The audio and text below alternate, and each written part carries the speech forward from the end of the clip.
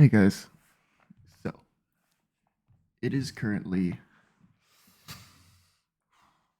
12:23 a.m. on Wednesday, November 23rd. I'm going to be leaving home to go pick up my sister in 2, maybe 3 hours. I also have to get this episode out, but before anything, I wanted to talk to you guys one to one. I recorded this episode a couple weeks ago. I was very, very nervous. I'm very excited for you guys to see this interview. Wasn't my greatest job interviewing, but the stories in it are absolutely fantastic.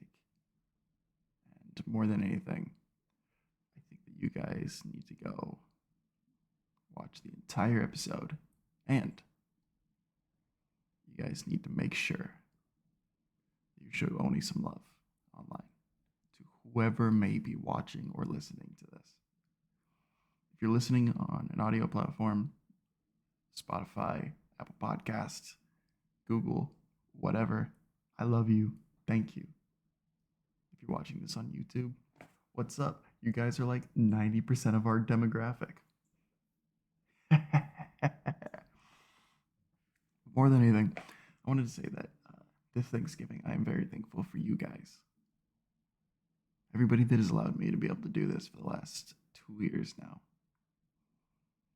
It's been just about 2 years, a little over 2 years since Jason and I started this. And even though I'm on my own now for the foreseeable future, I love doing this. And more than anything, I love hearing feedback from you guys and being able to see the love that you guys show others. So, show that love. Let us know what you think. If you want to come on the show, DM me at SkeetApp on Twitter. I've joined Hive now. That's a thing since Twitter's going down the shitter. Same tag there. But yeah, if you guys want to find me, you know where, at SkeetUp and everything, but I guess everything that I can. Yeah, at the end of the day, thank you guys so much. I really appreciate you guys. You are why I'm able to do this. What is up, everybody? Welcome back to Untitled Underqualified. This is an unnumbered episode. I'm too lazy to count right now. And I am joined by a very special guest for a very special Thanksgiving episode. This is Oni. I don't know how to pronounce your last name. I don't want to. It's Omoile. Just Omoile. Moila. Okay. I always wanted to say it like a seemingly French way of like Omois. It's really weird because Nigeria was a British colony. Mhm. Yet the name does that, like the way it's pronounced is French. Although like Nigeria was bordered by 2 French colonies in Niger. So there's a bit of blending from there. But yeah, it has a French bent to it. I'm gonna have to try to remember that. I'm sure I totally will. No, my middle name is not Jean Baptiste because, like, I swear, every half the black French dudes I know have Baptiste somewhere in their name. But Oni, I don't think that anybody in our audience would know who you are. So would you like to introduce yourself to everybody? So, like you said, my name is Oni Omoile. I am a now 2.5, getting close to 3 years removed professional football player, and before that I played at Iowa State for 5 years. I was there at ISU from 2011 to 2015. I ended up playing 3 years, I believe. Yeah, I played sophomore, junior, senior year. My senior year, I was honorable mention All Big 12. I ended up getting picked up by the Raiders in 2016 as an undrafted free agent.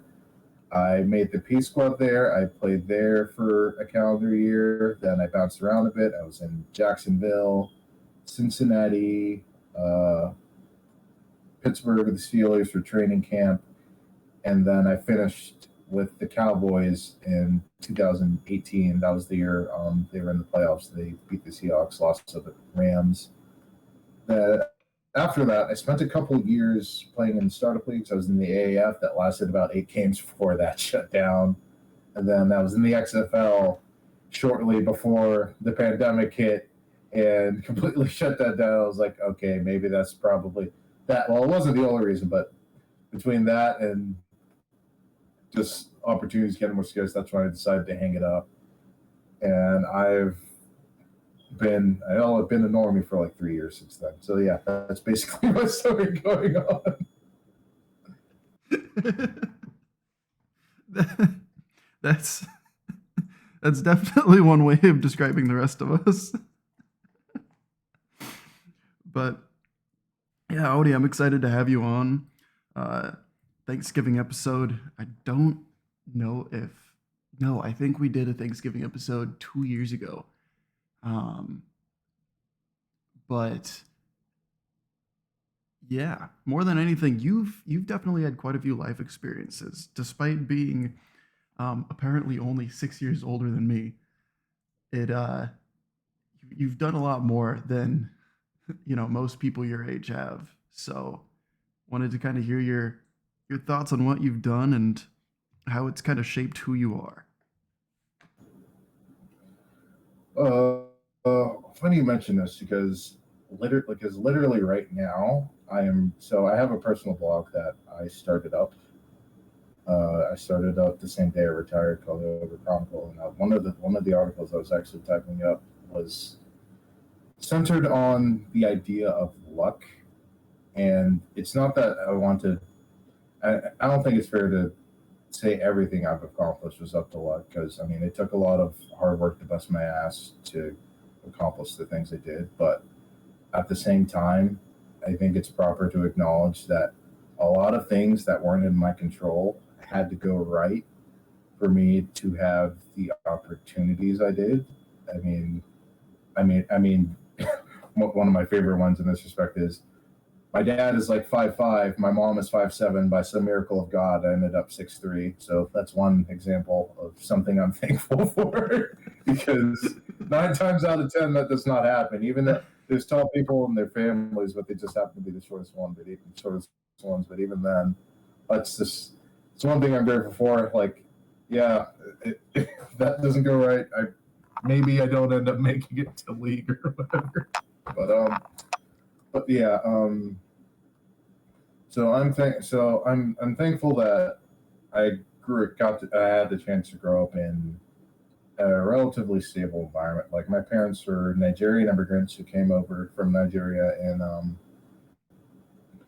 to escape the fallout from an ongoing civil war, the Biafran War. You can look that up if you want to learn more about the history of Nigeria. They settled in Texas around Dallas, went to school, and I'm the youngest of 3 kids. I have 2 older sisters who are absolutely wonderful, and it's crazy because I accomplished a lot of things with playing at Iowa State and also being in the NFL, but I still have a bit of inferiority complex when I look at my sisters, because one is juggling 4 whole ass jobs and the other works at Google. So it's just very high expectations in our family. So Four I'm jobs. I'm really, oh yes, 4 jobs. I will list them off later if you want me to, but just having those kinds of examples to look up to, because a lot of people just don't have that. And I mean, they may not have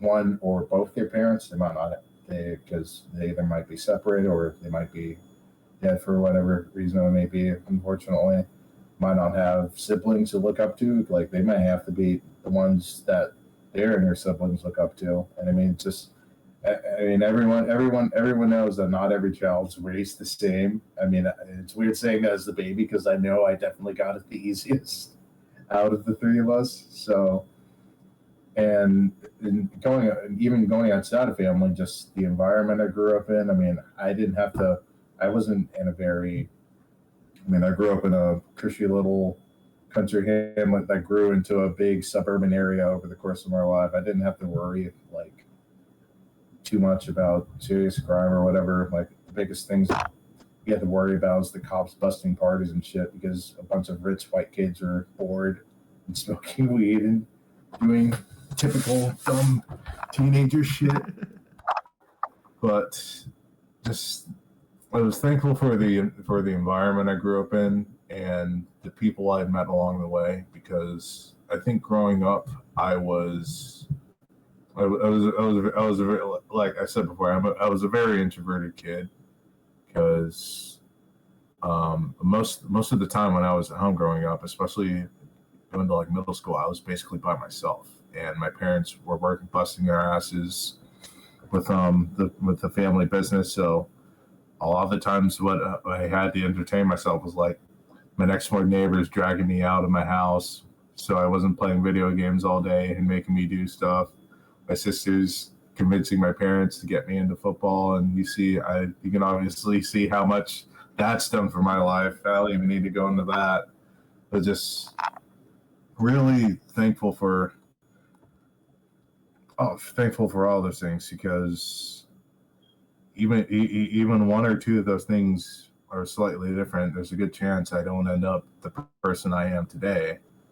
And not to say that's impossible, because I mean, when I think about all the people who I've met over the course of my life, but especially so during football, because that's such a great blending pot of such a different amount of perspectives, life experiences, and seeing some of the people who came from rougher backgrounds and yet were able to overcome that. It leaves you with, it's weird because it leaves you with a sense of awe that they could overcome that.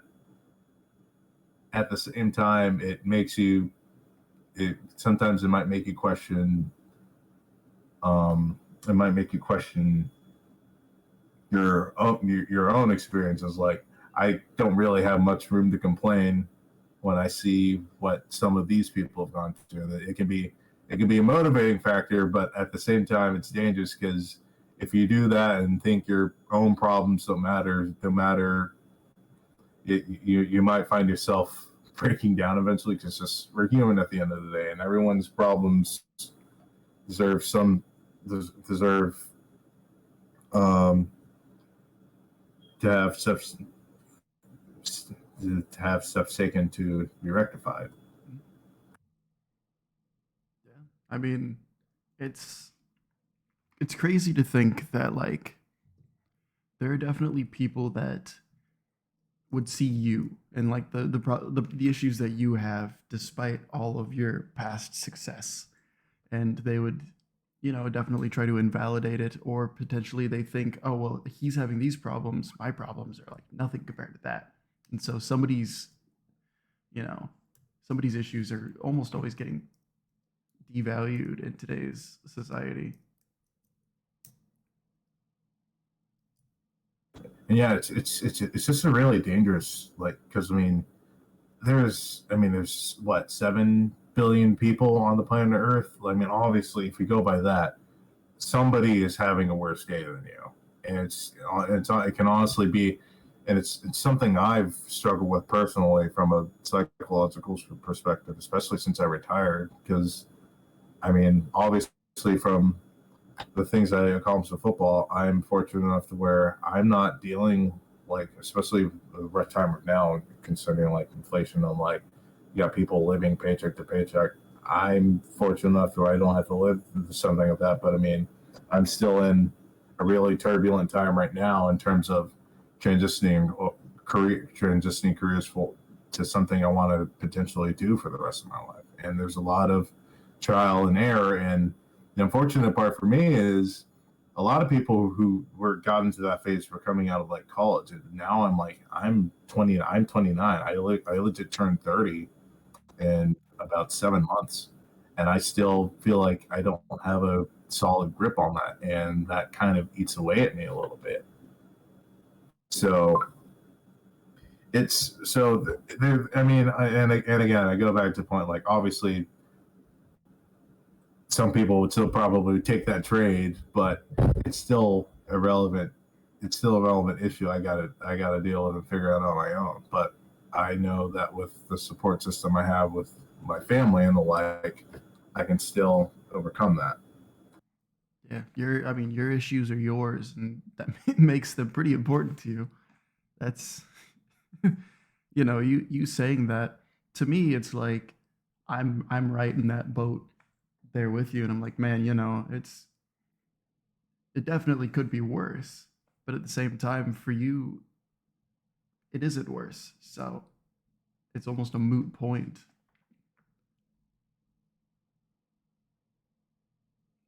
Um, but yeah, so you were on how many NFL teams? Five? 5 total. So I was with the Raiders the longest. I was with them for an entire calendar year. I was with them from 2016 to the end of training camp 2017, Okay. and then I bounced around a bit. Jacksonville's funny because I didn't even make it to. I got signed on. I think I got signed on a Tuesday, and then I ended up, and after practice on Friday, I ended up getting released because the center who was hurt, I can't remember the name of the center who was hurt. They didn't think he was going to play that week.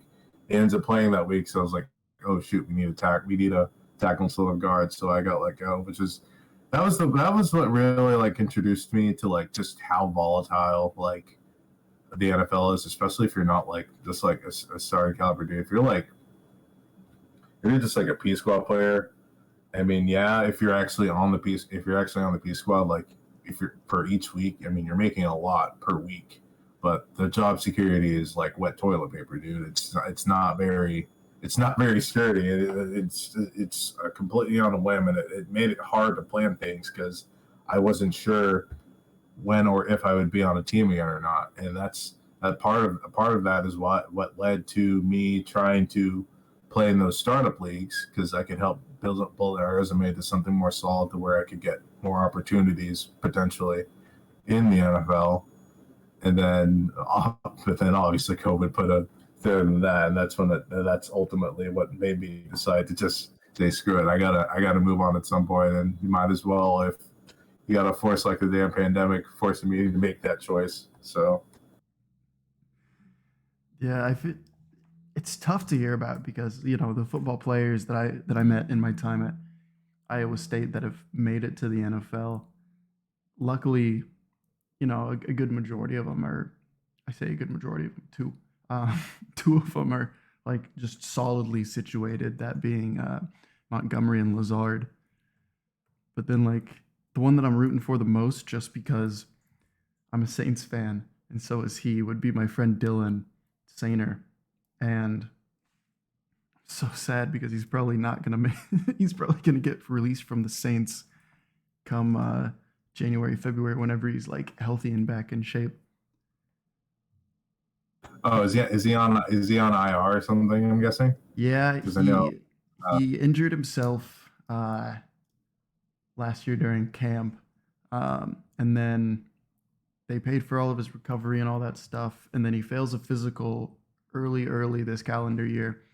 So they drop him, sign him like a week later, back to his same contract.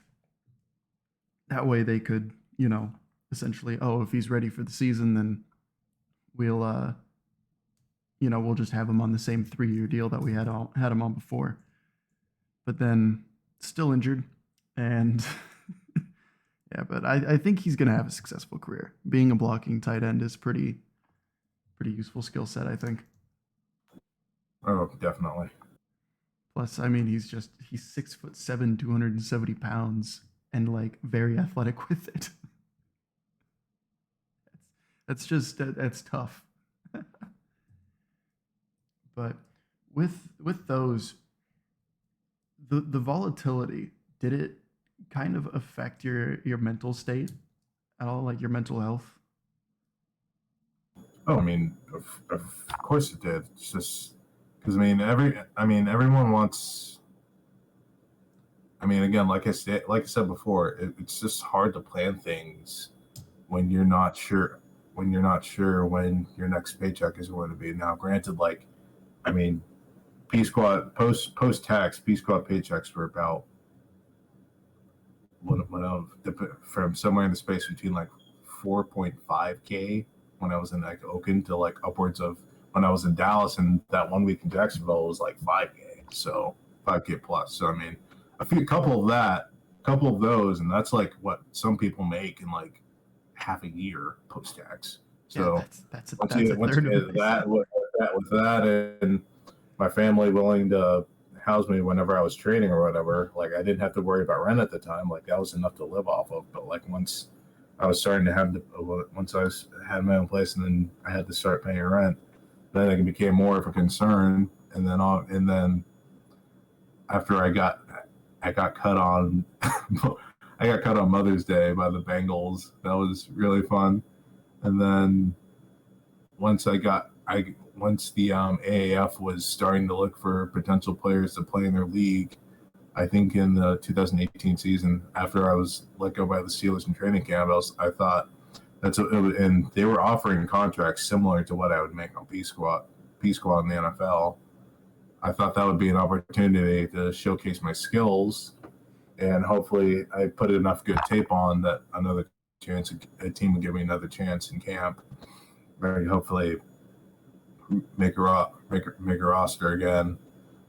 And then obviously, like I said before, unfortunately the league shuttered like 8 weeks in. We were so close to the end. They didn't even let us play out to the end of it. Tried doing it again. The XFL happened again.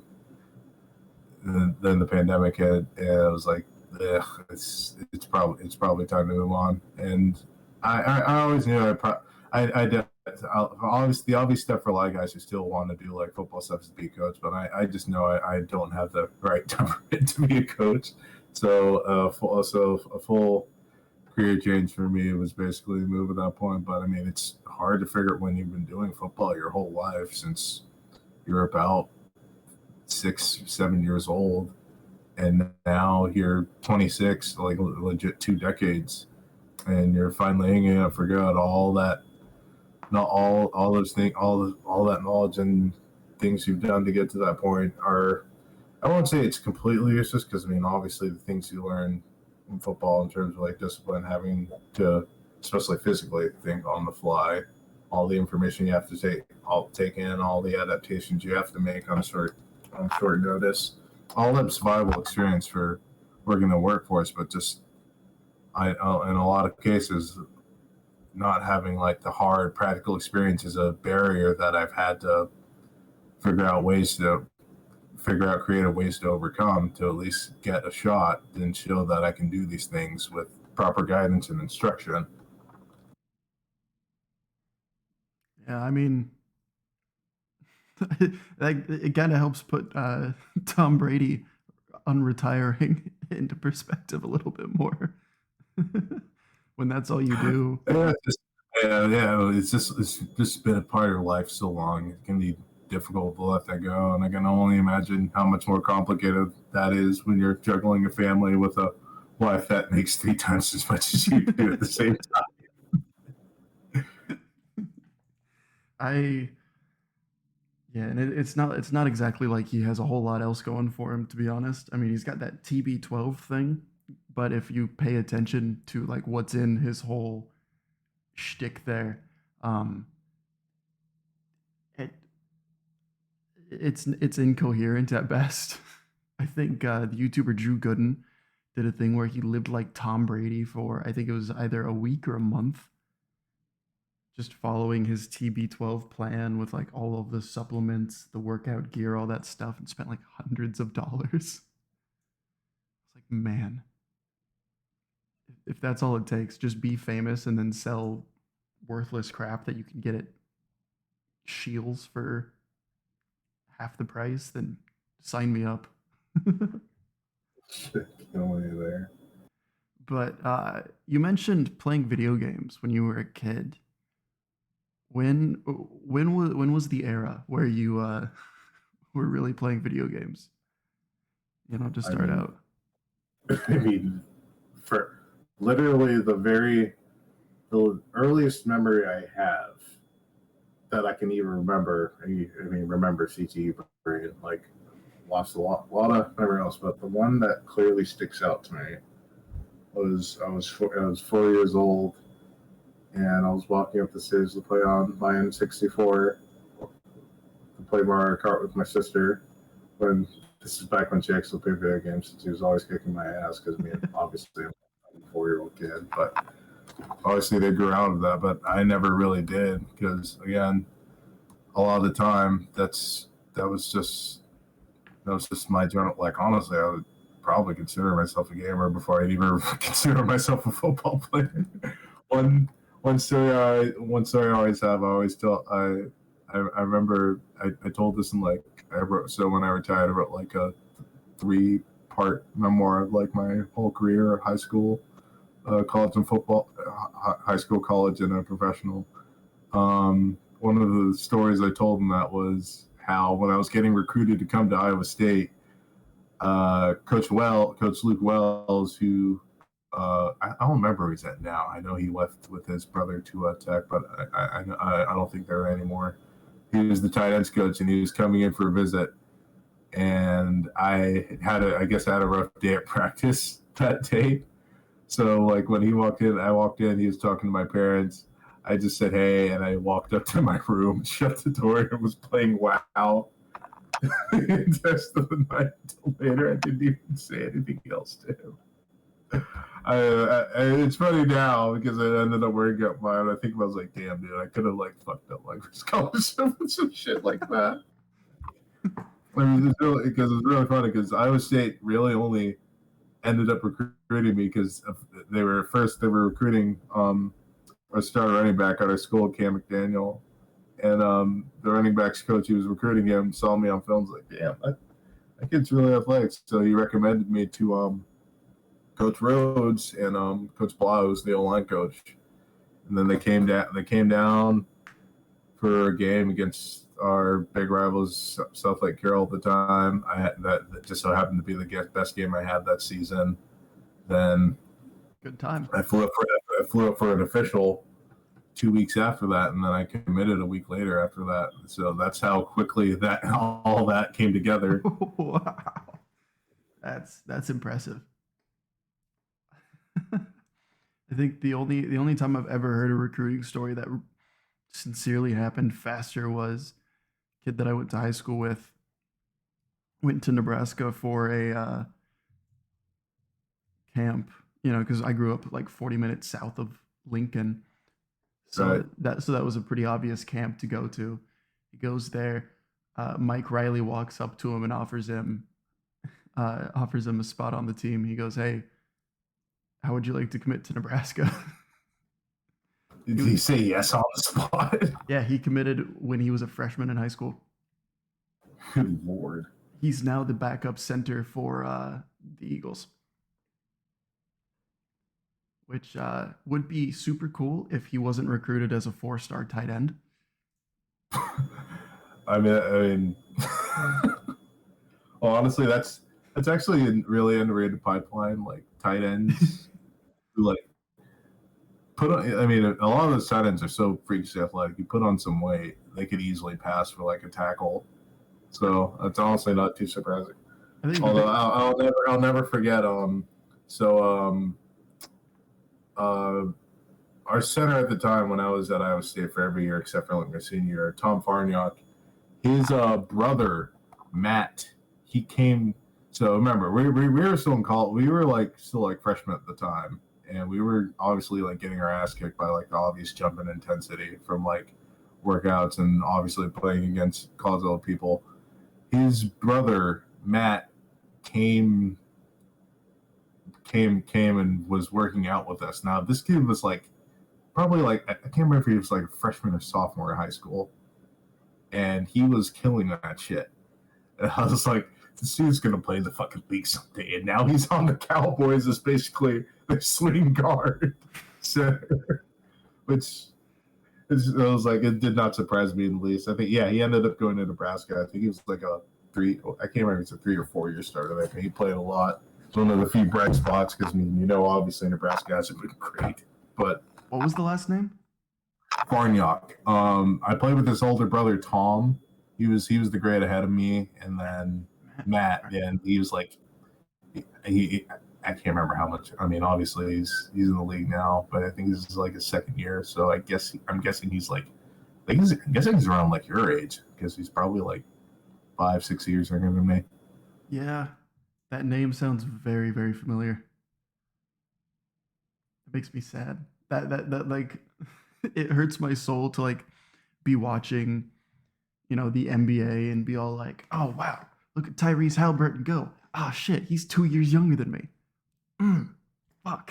Oh yeah, that shit's fucking hitting me like a truck now. Seeing all these guys. Or like, I'm a huge baseball fan, so Fernando Tatis Jr. getting that $300+ million contract. I was like, hey, let's not give 22-year-olds that kind of money. Sure, man, that's just the mark. That's capitalism at work, baby. It's always funny when people like you always see those sightings and you like on like Twitter to see like people complaining that like they're getting that much money. I was like my brother in Christ. It's like my brother in Christ. You are the reason why they're getting paid that much. If you don't like it, don't watch. But good luck convincing everyone else to not watch that shit. Yeah, like it's entertainment. Why movie stars get paid tens of millions of dollars to be in a movie? And then some people say entertainment is not like necessarily sleeping game that much. It's like, can you imagine? You know how essential entertainment is that we are not burning this shit down because we realize how fucking awful our lives would be without that shit. Like, I mean, dude, if I didn't have entertainment, I'd be sitting in a corner like rocking back and forth. I couldn't do it. Yeah, that's it. Or what the fucking higher ups would want to be fucking beheading people like a fucking French Revolution and shit. That's why they got to keep present surges and shit. Entertainment's pretty damn important. Oh yeah. So I mean, entertainment's just as important as socialization, in my opinion, where you need something that's not going to tax your brain as much as you need the ability to stimulate your brain. Right. Like, I don't hop on Mario 64 with the intent of like speed running it. I'm trying to just have a good time, play a game that's older than I am. Perspective matters so much, and just nobody seems to have any perspective anymore. No, and I mean, in some cases, I mean, as grown-ass adults, you should have like some of that point from just your general experiences. But again, it's hard to extrapolate that because I mean, everyone's differences are so radically different. And I mean, growing up, you don't really have much control of that until you're like actually an adult. And even then, like you might be stuck in your ways from the habits and tendencies you acquired growing up. So I try my best to be generally understanding, but like everyone, I mean, you can only take so much of that shit for you're like, okay, I gotta worry about myself on my own until sanity. Twitter has probably been my favorite app for the sole reason of I see people just like freaking out, and I'm like, this is entertaining. But then at some point in the day, it's just like, you gotta realize it's not real life. That's it's kind of corny coming from me, who is a very online person. But I mean, again, like I had an epiphany about that shit. Like people are a lot more mute about like some of the wild shit they would say on Twitter or social media, where they are not trying to say that shit in real life. I mean, obviously in my case, that's kind of silly because I'm a huge black dude, so probably not gonna the wild shit they can say with the gift of anonymity, but I've always prided myself in what I say online, I will almost always say in person. I mean, it's like a fundamental tenet that like everyone should live to, and it would be a lot less of a shithole at times if people He's like, I don't broadcast my name out there online a whole hell of a lot. Like, in reality, my name's not Finn, even though that's the name that I go by online. My name's Kalen. It's out there. The world knows. It's not a secret. Um, Finn's just shorter. I basically never had that choice. I mean, once I was like getting decently recruited, and like that stuff was like up on like Google or some shit. Like and it's kind of weird because like now that I'm like retired, I'm supposed to I'm supposed to have like some secrecy. But I mean, it's kind of hard because like especially considering like if you really want to, like when I was playing a league, like if you really wanted to know like what I was making or whatever, you could like Google search that shit and easily find that. But like now that's not the case because now I'm just like a normal person in the workforce, and I have to like remind myself that sometimes when I'm like trying to like talk about myself and be like, oh shit, I'm saying a bit too much. I should probably stop. So I'm trying to like adjust for who I am now. But like, I mean, yeah, I've been like a public person for so much of my life. Like going on Decade Plus now, like tuning that back has been a challenge at sometimes. But I mean, again, I was like somebody who's like naturally introverted and like is trying to like break against that because the world is not kind to introverts in many ways. So just for like my career's sake and just being a functioning adult, fight against those general impulses. You mentioned League. I feel like I have this knack for finding League of Legends players, like just like totally at random, that are actually like well known to a point. Because like you're pretty decently well known within the Iowa State community, or at least more well known than, I don't know, like some random third stringer is. But then like, you play League of Legends. My friend Dylan plays League of Legends. He said that he spent probably close to $25,000 on that game. Oh God, I don't even want because I mean I've been playing so oh God, that's another funny story about how I started playing League. So I always knew it existed from like high school, but because I think it got out of beta like my junior year of high school, but it didn't really look like my thing, and plus it was just like ugly as shit at the time. So like I'm not gonna play that. But high school was really my WoW and like fighting games like freaking like Street Fighter and shit phase. I didn't play much else besides those two things. But then so junior year of college, it was after I got a concussion, and I wasn't even technically I shouldn't have even been like looking at screens, but I was just like so incredibly bored. It's like I was just sitting in my room in like complete darkness for like a week. Like I couldn't even like really go to class, or I had to like wear like these sunglasses looking like fucking Ray Charles. So I was like looking on my computer and I saw like a little ad for League of Legends, and I saw it was free, so I like clicked on it. I played a couple of games and I was just like completely hooked. Just sitting in my room in pitch black with just like a screen and my glasses on, looking like Ray Charles, playing for like hours on end.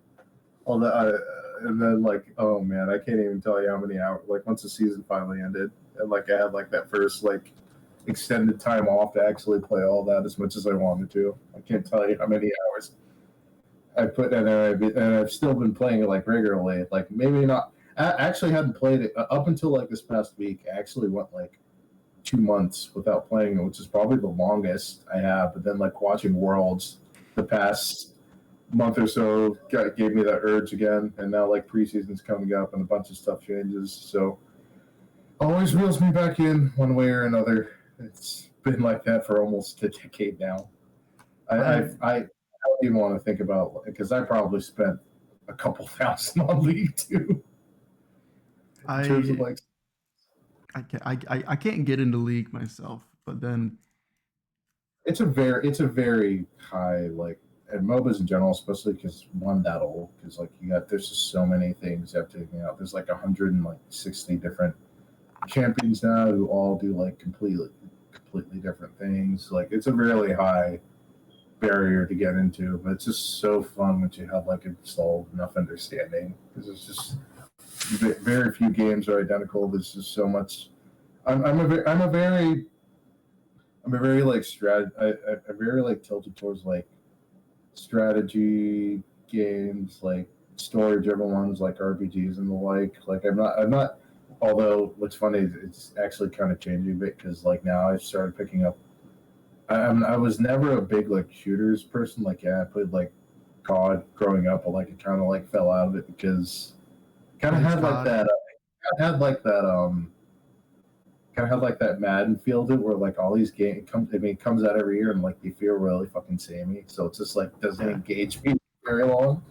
But like now I kind of like so I've been playing Overwatch 2 a bunch.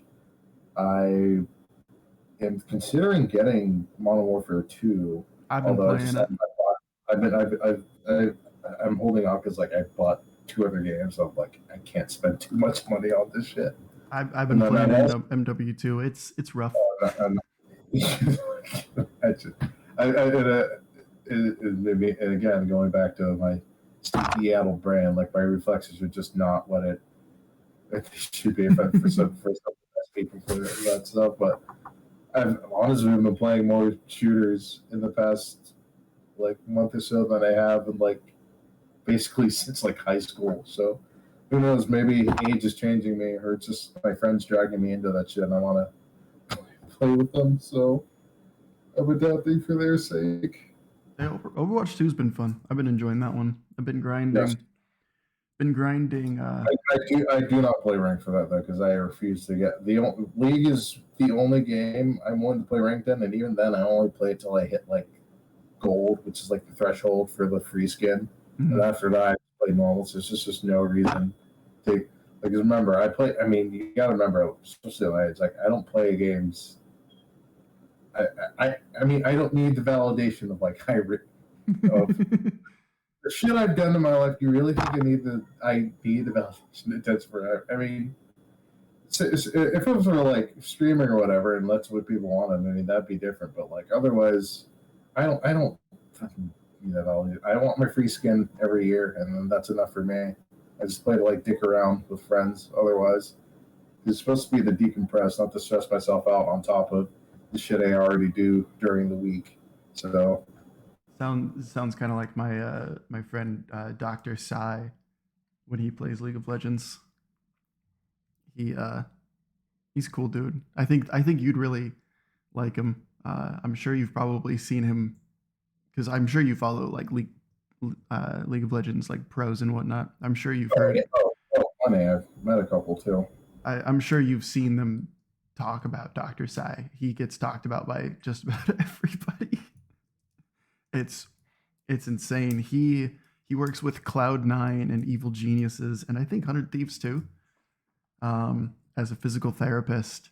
And he had the CEOs of both C9 and EG go to bat for him to get him flown out to Chicago. Damn, for real? Yeah, dude's crazy. He was one of the first guests that we had on this podcast, actually. Oh man.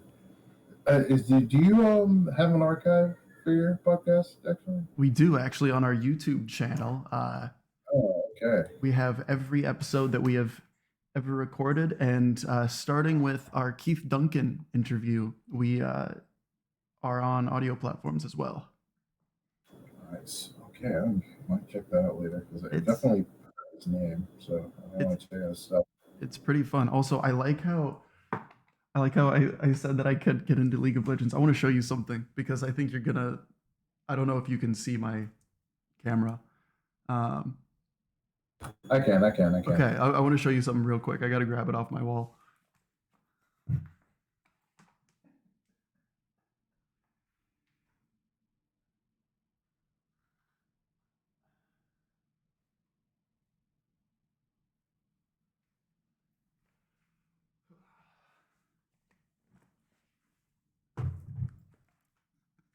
So the reason that I can't get into League of Legends is because This is the game this is the MOBA that I play. Oh God, Dota. Oh yeah, that's right. You said that. Dota might be harder to get into than League though. Oh, it's much Because harder. there's a lot. Yeah, it's way. It I is remember much because harder. yes. Oh my God, I think I remember trying once and just like watch because like I watch the international whenever it comes on, Oh, dude. and I still don't understand what the. I mean, you think I'd have a decent understanding like general mode principles, but I still don't know what the hell I'm looking at a lot of the time when I watch Dota 2. I think the funny thing is that like I'll talk to League players and they're all like, "Oh, League's so fast paced." I'm all like, "Yeah, but you only get like 20 kills in a game." And they're like, "Only?" I'm like, "Yeah, only." In Dota, First Blood will when a team is like on, First Blood in Dota will come before the game starts, and then it just never stops. And then just the sheer amount of items and the interactions with the items is just And that's the big thing to me. Just leagues items generally they're pretty like streamlined. And a lot of the item abilities are passive. I mean, there's some active ones, and even then, like usually won't see more than like one. Like some builds, you might have like two actives to track on top of like just basic champion abilities. But like Dota, there's so damn many, and there's such a gigantic variance in what they do. I know like one of them. I think it's like I can't remember the name.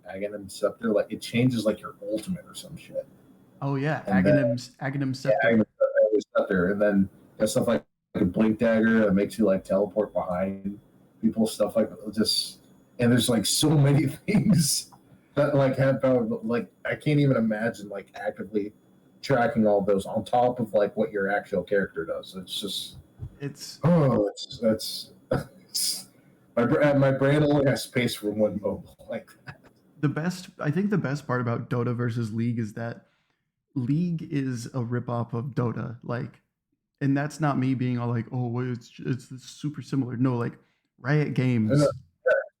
it's based off the original. The Dota itself is based off a Warcraft 3 mod, Yeah, and Defense then of the League Ancients was All made Stars was yeah, the right. big one The League was made in the image of that, and then obviously by the Dota 2 developers is of, obviously because right. Riot went and got a bunch of developers of Defense of the Ancients All Stars, and they were all like, "We're gonna make this game," and they were like, "Okay, yeah, sounds good to me."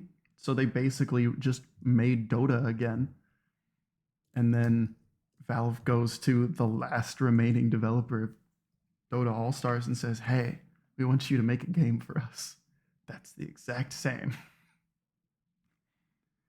And the funniest thing about it all is just the amount of like legal bullshit that's happened with it, because you get like, there used to be an item in the game called Gwinsu's Scythe of Vice. Now it's just called Scythe of Vice. It's also known as Sheepstick. It literally turns people into a sheep. Oh, it's a polymorpher. Okay. And it was called Gwinsu's Scythe of Vice because Gwinsu was the developer that created it in the original Dota. So Valve brings it over, and Riot goes, "No, no, no, we own the copyright to the name Gwinsu because he's one of the original developers Right. of." Yeah, Riot has a item called Quincy's Rage Blade that's named after him as well. I'm guessing. Yeah. And so Valve was like, "Okay, we'll just change the name." And Riot like tries to sue them, and the court's like, "No, they changed the name. You're good." They didn't like make money off of that. It's a free game. And then there was the Skeleton King, where Blizzard actually came in and was all like, "Hey, that looks like a Warcraft 3 skeleton. Can't You can't have that in your game." So they completely got rid of him for like a year. And then they brought him back as a totally new hero called the Wraith King. And then the most like the highest level skins are called Arcanas, and now he has an Arcana that is just him being the Skeleton King. Yeah. Yeah, no, because a lot of those characters are based off of characters that are basically based off of some Warcraft characters too. Yeah, it's so funny. Also, speaking of League of Legends, I'm wearing last year's 100 Thieves Worlds jersey. Oh, nice. The merch org. I had I had bought it for a friend. His favorite player was Someday. Accidentally put the wrong flag on the back, so it's mine now. Okay, what flag did you put on it? It was a Someday flag. You won one because he's Korean. Because I know Korean. So did you have an American flag on it? Nope. It's a Korean flag.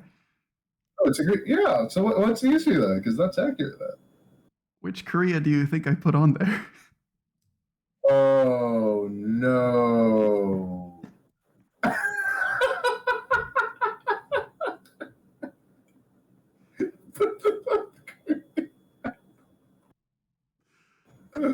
So, oh god. So I've got a North Korean Someday jersey right now. Oh my god, that's awful. That's so bad. I was like, dude, I can't give this to him. That's gonna that would be such a dick move. I don't know how did you like do this online? Because I don't know how they like stopped. Yeah. Yeah. I did it. Okay. Oh my god. That's so bad. It's definitely one of my favorite stories of how I got some of my esports merch.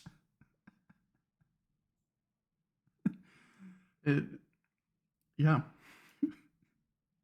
There's with esports merch, I've got what I like and only need a little bit more. Man, it's expensive. Oh yeah, like I have to like I might like get myself some for Christmas, but it's just the key is you gotta wait for like the sales because they'll often have like a bunch of like flash sales or sales for like like I'm sure they'll have like Black Friday sale because I know most leagues usually have one around that time, so it's just usually about timing that. But yeah, it's surprisingly expensive because I mean people pay for it. Because I mean you gotta realize a lot of those teams are pretty damn big nowadays too. I think it's like usually like $80 for a sweatshirt, maybe 50 for a jersey if it's a short sleeve. Like it's not a small amount of money. All to say that you don't get laid. I wouldn't say that. I would definitely would say that because okay, there's another story, but there's no way I can definitely tell on this podcast, so that's not true at all. You'd be surprised how you'd be. I mean, it's just, especially if you go because like I went to Worlds and I went to Worlds was in New York so it was actually happening the same weekend as New York Comic Con, which I was at. And one of the days I just stopped by the Hulu Theater, which is in Madison Square, and like it's not just. I mean, especially there's always a stigma around gaming about it being like a male hobby. Like there's a lot of women who are into that stuff too. Like I remember statistically, especially when you include like mobile gaming, like women play that stuff more than men do, which is like it sounds like unfathomable when you like consider what like the culture of gaming was like a decade or so ago plus now. So yeah, I actually think it's like discussed about like the presence of women and like gaming spheres and the like. League of Legends definitely has a lot of females in their player base. Yeah, League of Legends, and especially in I'd say Valorant even more so. Valorant's growing. It's definitely growing bare minimum. It sucks because like I know Valorant's had like issues with like harassment because like obviously they have voice chat with Valorant, but it's just also at the same time it's just crazy. They've had like that much growth in a genre that typically you don't see that many women in, but to have that much in, it's pretty good accomplishment, all right, in my eyes. It's crazy. It's crazy to me because like even even Dota, because the international just finished up a week ago, and it's kind of funny. A British org won for the first time. Tundra Esports. I was pretty excited. I was like, dude, what? That's crazy. And they had a North American player on there too, which North America does not win in Dota. But there were all sorts of people trying to take pictures with them, and the amount of like women that I saw taking pictures with them, I was like, wow.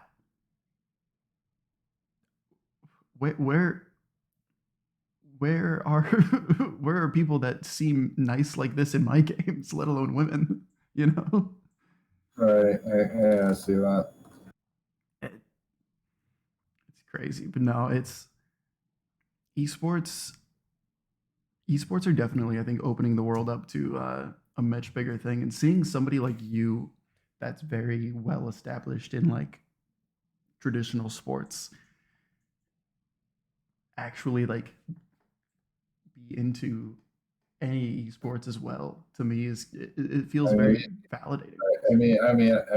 Again, as somebody who was obviously in that, I would mean as a dude who's like in the locker rooms and like has a generality of everyone's interests and the like it's not something that super does a lot. It's mainstream as hell. It's the same case for stuff. It's the same case for like stuff like anime, manga, all that stuff. Like a lot of those guys like do that stuff, especially the ones that are like around my age. Like it's not something that people get stuffed in the lockers for or whatever the hell. Like it's all really mainstream stuff, and like I'm glad because like all that's like games, all that stuff. That's all. It's a sense, especially because like the super online nature of it. You make friends that you would have normally, in normal situations, you would have never had the opportunity to meet. Like this past year, I met like again, like I mentioned some of them before. Some of them are on the East Coast, and the majority of my friends I met on like Discord and the like, and Twitter and the like. Most of them live in California, and I actually met them for the first time this past year. Like I would have never met them if it wasn't for stuff like League of Legends or like Twitter or Discord or all that stuff. And that's, I mean, there's a lot of there's obviously a lot of negatives involved with Things like social media and the like, but I mean, there's also some positives to that too. I mean, that's the original reason like stuff like that was made. So Yeah, I know I've definitely made some friends through, just the online world, whether it be games, social media. I mean, I think every single podcast guest that we've had on, um, save for two, are people that I've met through social media. You included, because we haven't met in real life, so you wouldn't be part of that too. I'm really good at this talking thing. That's why I have a podcast. thanks. I'm so good at this talking thing, but like, I feel like something that we forget about is that just because a voice seems big to us online doesn't really mean that it has an actual audience, and I feel like that can be tough with more so the negative part of social media. Oh yeah, absolutely. Because we see somebody flaming us in chat in League of Legends, and and it makes you feel bad. If it doesn't make you feel bad, then you're a lot stronger than I am. But like, listen, and I mean, I'm not naturally like I wouldn't say I'm a person who tries to avoid confrontation until it's just. I mean, everyone has their lines, and for better or worse, mine's very far away, but it's very difficult to get to that line. But I mean, like I feel like you got to have one because you got to be able to stand up for yourself. But again, it's online. There's a pretty damn good chance that anyone saying the wild shit they're doing on chat with the benefit of anonymity would not say that stuff to my face. And the majority of the people who are small enough to even say that stuff, fucking lightning could strike me where I stand right now, and I will still likely live a more successful and fruitful life than they ever will. So, thinking that thought, internet flame is not going to fucking bother me at all. So, I it's just so dumb. But I mean, again, that's from just years of. I mean, again, this is somebody who like was born and raised in the fires of message boards, like fucking like game facts and 4chan. So I've seen about it there is to see when it comes to shit like that. And I don't even like take it seriously at all. But like obviously people who aren't used to that kind of environment might take it personally. But you just gotta. I mean, obviously there's a threshold where like when it gets like genuinely seriously stuff like fucking death threats or like doxing, like obviously then yeah you got to take like actual proper action. But otherwise, I just there's no benefit to like taking that shit like seriously because if they're small enough person to have to do that stuff to validate themselves or bluffs, and then that's more of a reflection on them than it is on me. I've started saying stuff along the lines of, "Man, that's a lot of yelling for a bronze lobby." Yeah, that's about right. Or my favorite thing to do right now is, especially if I'm playing like Overwatch 2 or something, and somebody's like just convinced that they're so much better, and like they know the way. Like it's, Yeah, no, that's denial. I just listen. I say, "All right, coach, tell me what to do. We're gonna do it." I listen to them, do exactly what they say, and when we lose, I say, "Man." and then it's and what are they gonna say? Oh, it's because you guys suck. Well, we did what you said. But like, I don't know, and that came from me getting very very butthurt over Dota a lot, because like Oh yeah, I can only imagine. because like I know what I'm doing. I like to think that I've got the fundamentals down. I know the item interactions well enough.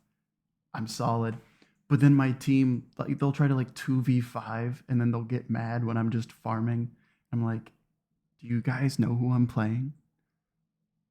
I I only farm. That's all I do until like 30 minutes into the game, and then we win. How do you not get that? So like I just started getting like really bent out of shape and tilting really easily. So then I was like, okay, how do I fix this? How do I enjoy playing? I mean, again, if it gets to the point where you genuinely find yourself like, I mean, obviously there's going to be times and moments, especially in games like that, on the ladder and the like. But if it gets to the point where you're just like, it's generally affecting your mental like that, especially when it's supposed to be a thing you're supposed to relax out in the first place, then it's best to just take a step away or just be knowing when to call it, because I know, and I was very guilty of this when I first started playing League. Where you get into a spiral, just like one more game until you win, then you realize you're like on like an 11 game losing streak. It's like 3:30 in the morning. You just gotta know when to get your losses for the sake of your mental health.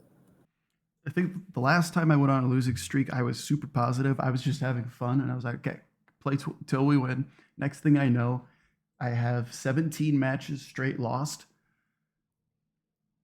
and I've been playing for 19 hours, and I was like, oh, I think I should just go to bed. I had a good time though. Yeah, I mean, once you genuinely get your mentality, and that's why. And I mean, I definitely learned this when I was at Iowa State, because I mean, the years I was playing, we obviously did win a lot, but sometimes when you gotta just slow down, take a deep breath, focus in on the things you can control, because I mean, ultimately, and especially in team games like that, you're only one cog in like a 5-person team, like. Yeah. But so just focus on what you can do, how you can improve on an individual level, and try your best to work as a I mean, obviously, some games it's frustrating when you have to play therapist for your mentally unhinged teammates, but just do whatever you can do on your end and try your best to herd your 4 other sheep to victory, whatever the best way you can. I mean, it's just not taking it like personally and knowing. So one rule I think I remember hearing when I was like, I mean, obviously I wanted to like climb, so like I would always read like guides and watch guides and all stuff like that. There's the 33 rule. 33. So 33% of games you're probably going to lose hard because it's like somebody just gets gapped that hard, and 33% of the games you'll win because you have somebody just getting destroyed that hard. You just roll them as a team. So there's that 33% of games in the middle where where what you can do has like a genuine like real impact of like potentially changing the way the game goes. So if you want to focus on winning that middle 33 as much as possible, you definitely will climb overall, which is really is kind of weird to think of it that way. But honestly, kind of now I think about it, I honestly kind of apply it to team sports and like football as well. It's just like just focus on doing my job and helping the best I can to encourage my teammates into doing their jobs well. But ultimately, it is their job, and they gotta. And if they don't do what they do, it's just I can't control it. That's their own battle to fight. But I gotta stay in my lane and do whatever I can do to help. Yeah, because I mean, and whatever my job might be. I mean, that's just I mean, that's not even just a football thing. That's just a life thing in general. Just controlling what you can control. If everybody does their job, then you'll be set. But if you don't do your job, then that could throw the whole team off. So if it's definitely a good mentality. It's definitely something that I feel like you kind of have to learn through experience. Oh, absolutely. And it's hard to like just until you actually go through it. It's hard to. I mean, again, it's like something you can read up on all you want, but until you're actually putting that first, it's hard to like actually put into practice. So, it's something that helped me a lot, which in team sports, obviously, there's a much longer wait. But like if I'm in a game where I'm like really starting to get shaken up by something, whether it just be like a super intense one where I'm like, really sweating hard, or like somebody's just being a big dickhole, or something like that. And I'm like kind of struggling to keep either that PMA going or that, or I just need a breather. I stop and take like a half-hour break. I'm like, okay, I can wait. I can regroup. And in team sports, obviously, like in football, you get a whole week off, minimum. So I feel like that's something that's helped me. I don't know if that'd help anybody else even.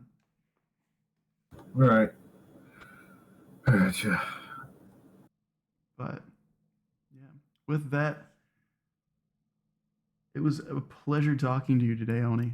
Absolutely, just I would say eye-opening, because getting to hear people's experiences when when they haven't told a lot of people is always one of my favorite things to do. With that being said, do you have any final thoughts? Anything else you'd like to say? Anything you want to plug? Man, I feel kind of bad about self-promoting. Fuck it, you offered me, so I'll take you up on it. No, plug away, man. Plug away. Like I said, I've recently taken up streaming. I'm gonna try and like iron out a concrete schedule. I think I want to do it like 2 or 3 times during the week, and then on the weekends it'll be a bit of a free for all. It's kind of hard to judge because just juggling family stuff, I'm not exactly sure when my free time will be. I'll try to have it later in the day. Games I usually play are, like I said before, I play Overwatch a bunch. I also play a game called Gundam Evolution, which is also similar to Overwatch. Stuff like Genshin Impact. Actually the first game I'm playing exclusively on stream. Like I'll play through it in its entirety on stream. Is Sonic Frontiers. I'm a huge Sonic fan. I've been playing this game since like the Genesis when I was like 5, 6 years old, even though I never had one, so I'd always have to play it at my friend's house. So just a bunch of things like that. My socials are all Oni Omoile. It's not hard to find me. I put my name up in Google. You'll probably run into all of them. I'm on TikTok, Instagram, Twitter, all the main socials. And yeah, I'm a pretty open book. If anyone listening to this or if anything wants to chat me up, I'll be sure to. I'll at least have the courtesy to respond, unless you're looking like a bot. I'm a little wary since I had a little episode of my Twitter being hacked by like a Coinbase scam shit. So I'm a little bit annoyed, but like I usually have a pretty good eye at telling people from the bots. So yeah, if you have any questions for me, just hit me up, and I'm always down to chat for whatever reason or purpose. And I also run a personal blog called Ogre Chronicle, just talking about my general experiences and whatever insights I might have on various things. And like I said, I was recently writing up a post concerning just luck and the impact it has on our lives. And that will hopefully want to get that out by next week before, because I know I want to do a post on my trip to in my NYC as well. So I'm trying to rest and get that out all the time, because I know if I don't, I'm going to be too occupied with that later. So, but yeah, thanks a lot for having me on, man. I had a lot of fun talking, shooting the shit with you. I think this is the first time we've done like an extended space like this. Yeah, yeah, it definitely is. I only wish that I would have started recording immediately. I think I started recording maybe 5 or so minutes into our call, because I was just waiting for the conversation to reach a point where I was like, all right, let's get rolling, because I'm not trying to keep you all night. I've done that to people before. We had a 5.5 hour episode one time. Oh my god. Okay. Yeah, that's fair. And I think our last two were both 3. And the only reason that we had to stop was because I had used the restroom both times.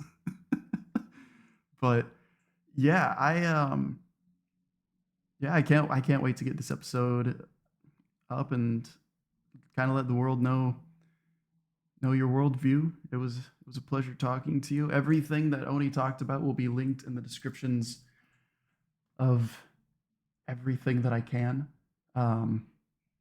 And yeah, I hope that everybody either has or had a fantastic Thanksgiving. And I'm not my co-host Jason. I don't have fancy homemade music with credits. So all I can say is roll clones.